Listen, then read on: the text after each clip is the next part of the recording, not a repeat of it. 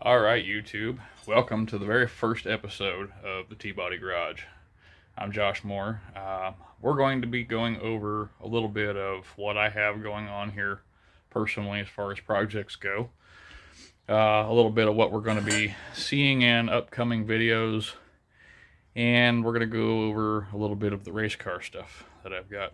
As you guys, some of you know, I build and maintain a autocross car for my friend Michael in Wisconsin, and his car was in a stock class this past year, and we won the championship with the car. So this year we have some upcoming stuff, a little bit of suspension changes, some brake changes, some engine changes. We're going to go into a modified class and see if we can go chase that championship this year. As well as one that I'm building for myself. You guys will see in upcoming videos. We're also going to be doing a lot of maintenance. I have one that's stock here. We'll be doing a lot of how-tos with that car. So you guys will be seeing that front to back, more or less, because it needs everything. It sat for a long time, and you guys will get to see that here in just a minute. I had a bunch of other notes that I had wrote down for this, so I decided to toss them out, wing it. What we're going to be doing a lot of here is kind of a mixed bag of things, and of course a lot of the things that I'm going to be showing on here are geared towards the novice. And if anything seems like it's probably oversimplified, that's why. I like to break things down as much as possible for people, because I feel like a lot of people that are into cars that would be doing a lot of their own restorations or light maintenance would like to do more, or maybe some people that don't do anything would like to do something. And so I feel like there's a lot of people that would do so if they knew how or had a good way to visually learn. So I'm going to be doing a lot of that. We're going to do a lot of the basics, a lot of troubleshooting. Then, of course, we're going to be going over the trouble spots on these cars. And a lot of this stuff will translate to other vehicles, not just Chevettes and T1000s. This, as you will see here, we also are going to have some upcoming stuff with this particular project. And same thing, it'll be a step-by-step process of what we're doing. And then if there's any questions for anything, obviously you hit me up in the comments. So what we're going to do today is I'm going to give you a little tour of the projects that I've got going on and some things that'll be coming up in future videos soon. I have, as of right now, well, you know what? Here's what we'll do. We'll just go ahead and give you the tour of the projects. Out here is a personal project I have been working on going on 12, almost 13 years now. This is a holler back to my Fiero days, and you'll see why here in a minute.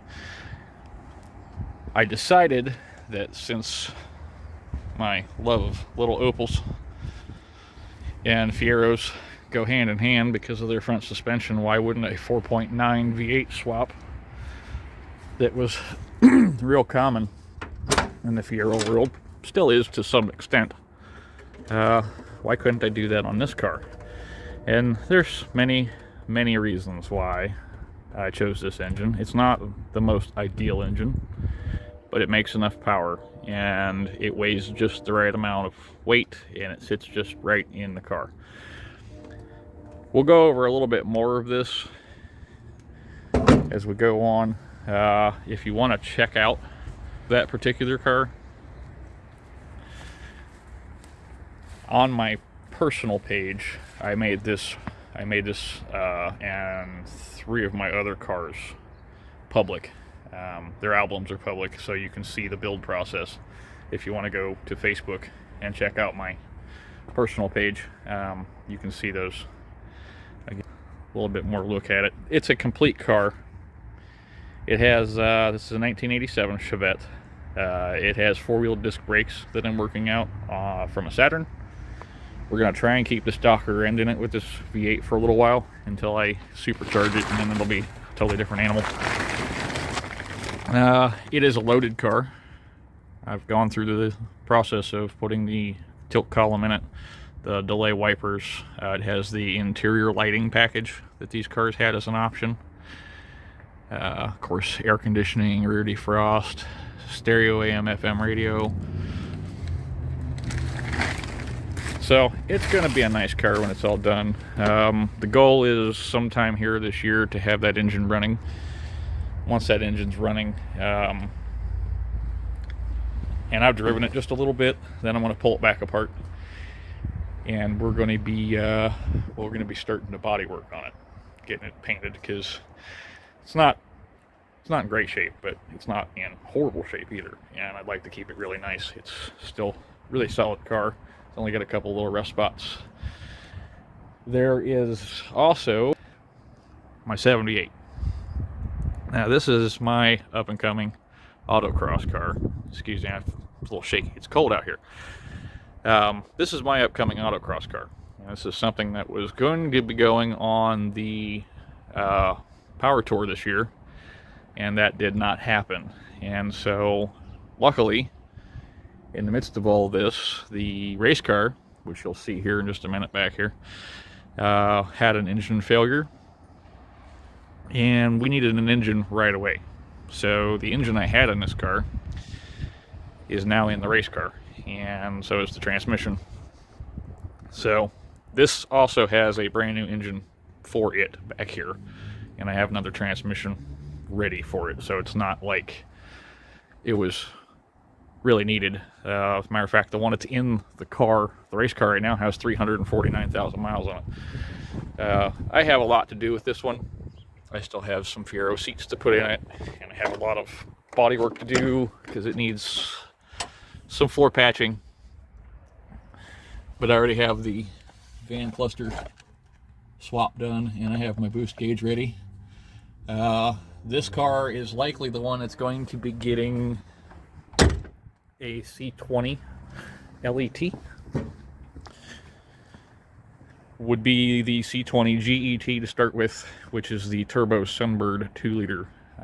But I'm doing a dual overhead cam swap on it. It's just another thing you'll get to see here real soon. This is my son's project. I bought this car years ago with 48,000 miles on it. It only has about 56 on it now. Most of those miles were quarter mile at a time. This thing's had a lot of engines in and out of it. We're going to resto mod it. Right now it just has a stock 305 in it, just so we can get it moved around. I'm in the process of putting it all back together. But we have a 454 in there for it, and the boy's planning on putting a T56 in this, but we'll see how that goes. This is what started me getting the bug to do this channel.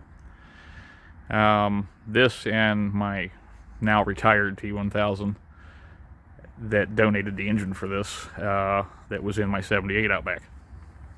This car here, it came to me kind of as a side project, and if you're familiar with it, it's because you've seen it on the Chevette Owners page on Facebook.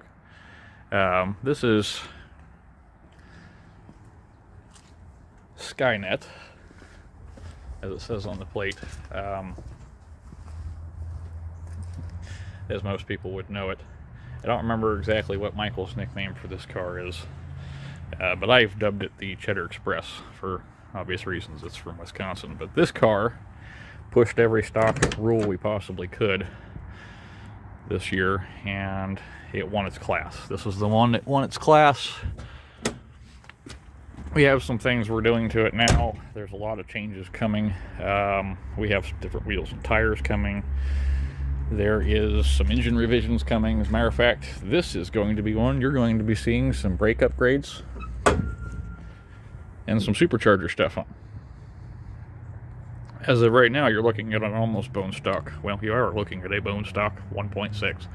It's thrown together out of the old engine out of this car, cylinder head, and the cam carrier, and then the short block that has 349,000 miles on it. Well, probably 350,000 miles on it now.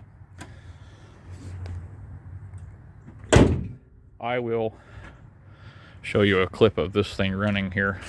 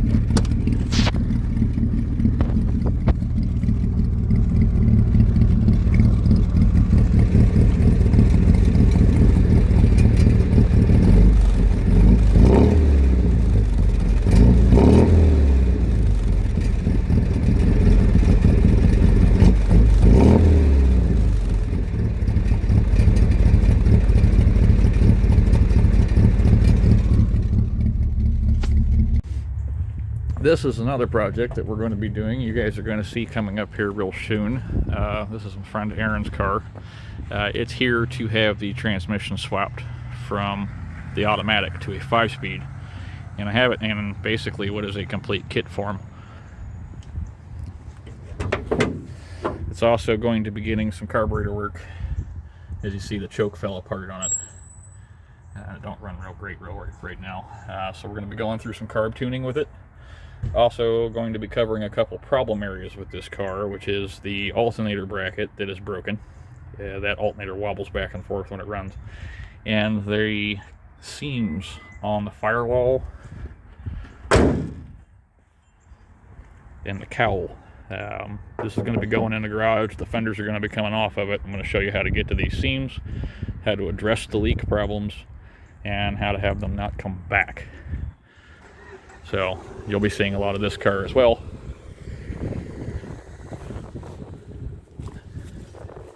This one here is the stock one. This is the one that is going to get all of the routine maintenance done on it. You guys are going to be seeing